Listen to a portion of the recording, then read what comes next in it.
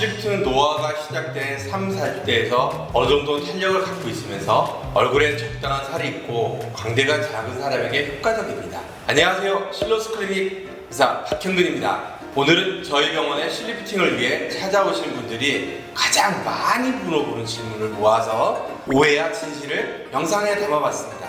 또한 실리프팅 의사로서 실리프팅 비추천 얼굴 유형 탑3를 골라봤습니다. 영상 끝까지 보셔서 실리프팅에 대한 궁금증을 모두 해결하시기 바랍니다.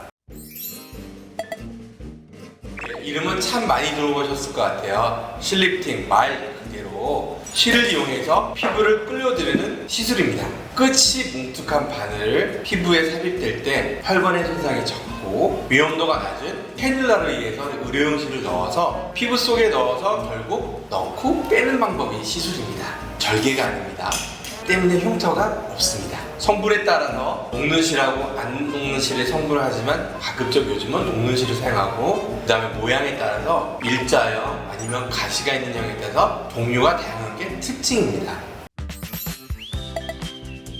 실리프팅에 대한 오해와 진실 중에 첫 번째 질문인데요. 먼저 실이 몸 안에 남으면 이물감이 일으킬 수 있다. 노입니다. 실을 얼굴에 삽입하다 보면 많은 분들이 제게 항상 질문을 합니다. 의사 선생님, 혹시 몸속에 실이 계속 남아있나요? 라고 물으시는 걱정들이 너무 많으세요.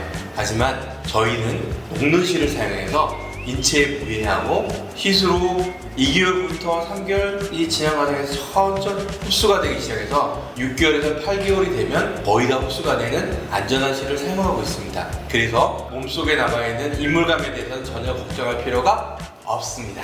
회복 기간이 길지 않다는데 사실인가요? 정답입니다. 실리프팅은 수술이 아니고 시술입니다. 시술이기 때문에 별도의 회복 기간이 필요 없다는 장점이 있습니다. 그래서 저희 병원만 보더라도 시간적 여유가 없거나 아니면 런치타임, 즉 점심시간에 나와서 시술을 받고 복귀하는 경우가 종종 볼 수 있죠. 물론 실의 개수가 많지 않았을 때이고요. 개인차에 따라서 약간의 붓기와 멍이 발생할 수도 있지만 이마저도 화장으로 충분히 커버할 수가 있고 나온 지 오래된 시술인데도 많은 분들이 좋아하는 건 장점이 있기 때문에 맞습니다.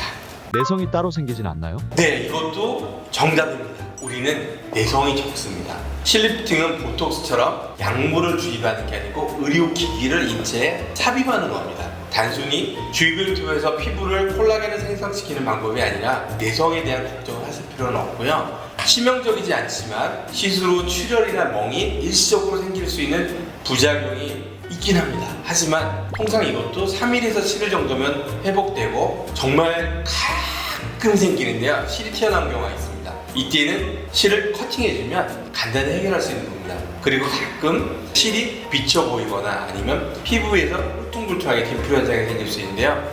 이는 시술자가 적절하게 실의 위치를 삽입하지 못했던 경우가 생기고 당기는 힘을 조절하지 못해 생긴 경우가 있기 때문에 그 부위를 풀어주거나 아니면 제거를 하는 것을 추천해드립니다. 한 번의 시술로도 효과를 제대로 볼 수 있을까요? X입니다.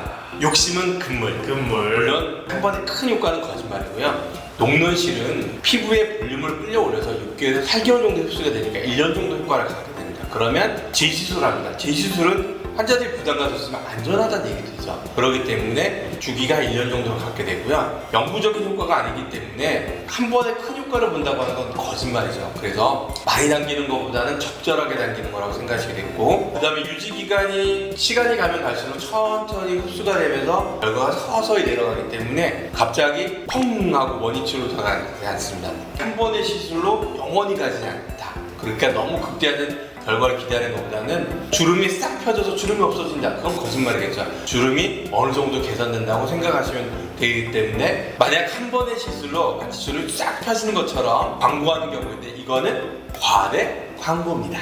특정 얼굴형은 실리프팅을 할 수 없는 경우가 있나요? 예, 있습니다. 실리프팅 노화가 시작된 3, 40대의 경우에서 어느 정도 탄력을 갖고 있으면서 적당한 살이 있지만 광대가 작은 사람한테 효과가 됩니다. 그렇다면 이거에 반대되는 사람, 살이 없고 광대가 도드라진 사람한테 실리프팅하면 좋지 않은데요. 지방이 없는 경우에 시술을 하게 되면 실을 넣게 되면 도리어 피부가 더 꺼지는 현상이 생길 수 있어요.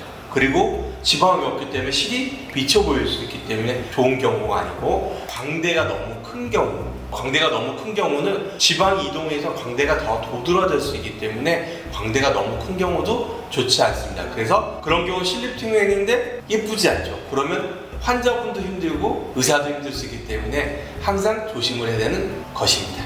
두 번째, 피부가 얇고 잘 늘어나는 경우입니다. 피부가 아까 얇으면 피부가 얇게 넣기 때문에 비춰볼 수 있는데 아까 실리프팅 설명드렸죠? 캐뉼라로 실을 넣고 나오는 경우가 생기는데요. 우리가 피부가 얇고 잘 늘어나는 경우에서는 고정력이 떨어지기 때문에 효과가 떨어질 수 있습니다. 만약에 피부가 얇거나 잘 늘어난다면 울세라나 초음파 장비나 아니면 보주파 같은 장비를 추천해 드립니다. 그리고 마지막으로 피부가 많이 노화되신 분이에요. 노화되신 분은 수술을 먼저 할 수 있는데 이런 분들은 실리프팅만으로 효과를 보지 못해서 안면 거상 같은 경우를 권장을 해드리는데요. 수술적인 게 더 낫죠. 노화가 진행될수록 콜라겐 생성만으로는 안 되기 때문에 수술을 선택합니다. 하지만 이런 분들도 실리프팅을 여러 번 시술을 받으면 효과를 볼 수 있습니다. 단 수술처럼 되지는 않고요. 30, 40대가 아닌 중년에서도 실리프팅을 통해서 리프팅을 권장해 드리기도 합니다. 자, 지금까지 실리프팅에 대한 오해와 진실을 살펴보고 실리프팅의 비추인 사람 유형 3가지를 살펴봤는데요. 비술적인 방법입니다. 그렇기 때문에 개인의 피부에 따라 아니면 얼굴형에 따라 충분한 상담을 받고 맞는 디자인을 받아서 시술을 하는 것을 꼭 명심해 주시기 바라겠습니다. 오늘 영상이 유익하셨다면 실러튜브 구독, 좋아요, 알림 설정, 궁금하신 부분을 댓글로 달아주세요. 그럼 안녕히 계세요.